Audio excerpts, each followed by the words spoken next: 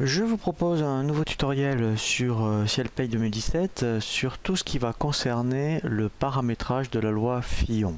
Nous allons bien voir dans un premier temps tous les paramètres qu'il faut indiquer pour que la loi Fillon se calcule bien, et nous verrons ensuite également le paramétrage pour bien vous expliquer comment en fait CielPay calcule la loi Fillon.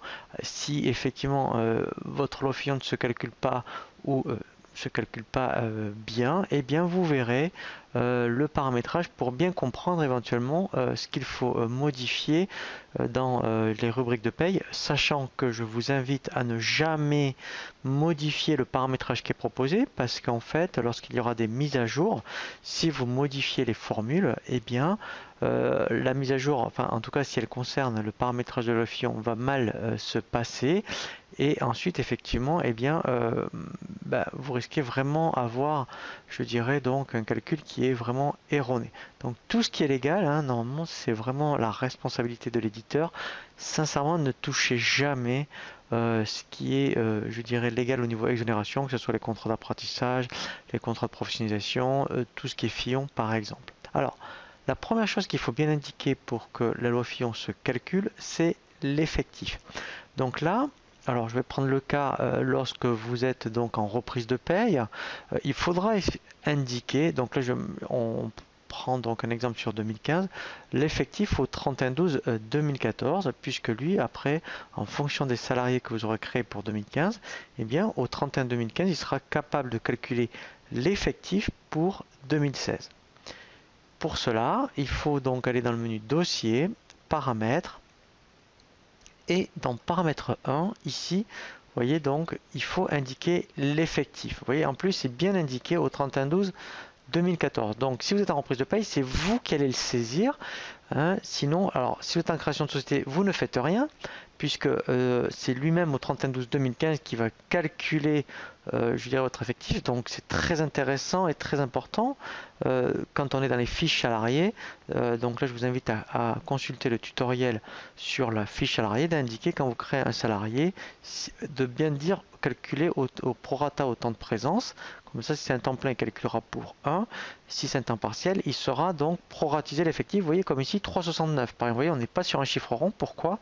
Parce qu'il y a des temps partiels. Ensuite, ici, il faut indiquer le mode de calcul, soit régularisation progressive, soit régularisation de fin d'année. Moi, je vous conseille de laisser progressif parce que c'est le plus juste, surtout s'il y a un départ. Comme ça, vous n'allez vraiment donc déclarer une réduction vraiment par rapport au bulletin de paye de ce qui s'est passé. Si vous prenez en fin d'année, comme son nom l'indique, il faudra donc, si vous avez des départs, je parle, il faudra donc faire une régule en fin d'année par rapport à l'allègement de la loi Fillon. Donc sincèrement, laissez plutôt régularisation progressive. Ensuite, donc moi j'ai fait donc un bulletin de paye pour un non-cadre. Alors il y a une variable qui est très importante qui s'appelle prorata. Si je vais dans base variable, vous allez voir que elle est propre aux salariés. Donc ici, normalement, par défaut, ici vous voyez donc par défaut, en fait elle est avec une valeur 100, c'est-à-dire qu'une valeur 100 c'est pour un temps plein. Donc nous verrons le calcul pour un temps plein et je vous indiquerai en fait effectivement lorsque vous avez des temps partiels, il faudra absolument toucher cette variable prorata pour que effectivement il puisse proratiser la loi Fillon par rapport à un temps partiel. Ensuite, donc là si on prend l'exemple d'un bulletin non cadre, vous allez voir. Donc si je vais dans le bulletin de paie, je l'avais déjà fait et on vérifiera justement par rapport au site de l'URSSAF. Donc là c'est, vous voyez, donc un temps plein dans un premier temps qui est à 1600 €. Alors, ici, effectivement, il faut déjà veiller à ce qu'il y ait bien toutes ces rubriques et après, je vais bien vous indiquer quelles sont vraiment les rubriques qu'il faut faire attention pour que la loi Fillon se passe bien. Donc, en fait, il y a bien RS-Fil, RM-Fil, ensuite, donc ça, c'est RM-Fil M, RC-Fil, ça, c'est RCOF-Fil, RC-Fil 1. Alors, je ne parle pas du BTP, puisque sinon, ce serait RC-Fil 1 BTP. Après, vous voyez, donc en fait, c'est toutes celles qui sont en ILA intermédiaire, voilà. Et ensuite, ici, il faut vraiment regarder tes cotes URSSAF. Et en fait, c'est pas celle-là qui va s'afficher. Vous voyez, il y a une CFIL 800, donc là où en fait, on va bien voir le calcul de Fillon. Et en fait, celle qui s'affiche, c'est la CFIL 800 A. Donc en fait, la première chose qu'il faut faire effectivement, donc vous voyez si je regarde la C-file 800, donc si je double-clique dessus, voilà, après on fait modifier, voilà. En fait c'est vraiment celle-ci qui calcule la loi Fillon. Il dit, alors ronde double, si on va sur les fonctions avancées, c'est une fonction qui permet de dire, eh bien moi je fais, vous voyez, donc quand on clique dessus, voilà, ici, on a vraiment à quoi correspond, je dirais, cette fonction avancée. C'est pour faire l'arrondi. Donc il dit, moi je prends, donc je vais faire l'arrondi de ce que je trouve de la RM file, que je multiplie par le taux salarial de la RC file et j'arrondis à 2 décimales. Donc en fait, si on regarde RM file, vous allez voir, donc en fait RM file, vous voyez, c'est celle-ci. Donc c'est le salaire 1600 et là RC file, il va chercher donc 0,213. Donc 0,213 c'est bien le RC file 1, voilà. Et donc lui en fait il trouve 340,80, hein, puisque lui dans la formule il dit je prends RM file que je multiplie par le taux salarial et que j'arrondis à 2 décimales, ce qui est le cas. Vous voyez, donc on obtient bien ici 340,80 €, voilà. Et sur la loi Fillon, en fait, c'est vraiment ce qui va donc ici afficher. Voilà, donc là en fait, vous voyez, on a bien 340,80 €. Alors, je me suis permis de faire une vérification sur le site de l'URSSAF.